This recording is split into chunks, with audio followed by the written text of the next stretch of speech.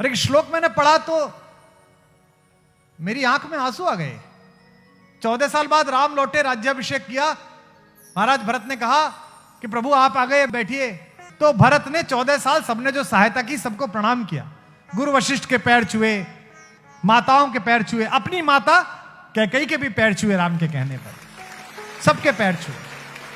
इसमें एक जगह आई जहां भरत जब सीता के सामने पहुंचे, भाभी के सामने, भरत ने अपना सिर सीता के चरणों में रख दिया।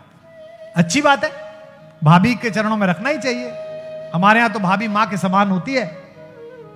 मैं इस अनुभव को अच्छी तरह से जानता हूं क्योंकि मैं 4 भाभियों का देवर हूं।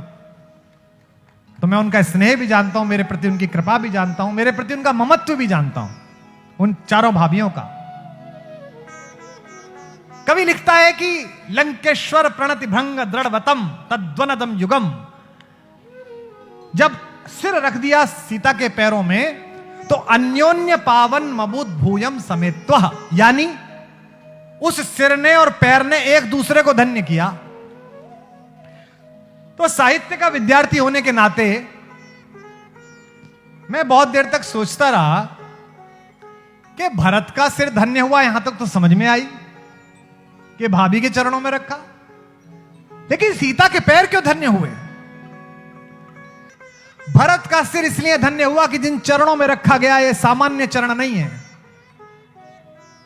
ये मिथिला की राजकुमारी, अयोध्या की महारानी, उस भारतेश्वरी के वो पवित्र चरण हैं जिसने तीनों लोकों पर अधिकार करने वाले लंका के अधिपति रावण के अहंकार में लात मार दी थी। ये उसके चरण, ये कोई सामान्य चरण नहीं है। लेकिन जितना प्रतिसाद आपका इस बात पर मिला, इससे ज्यादा शायद दूसरी बात पर आए।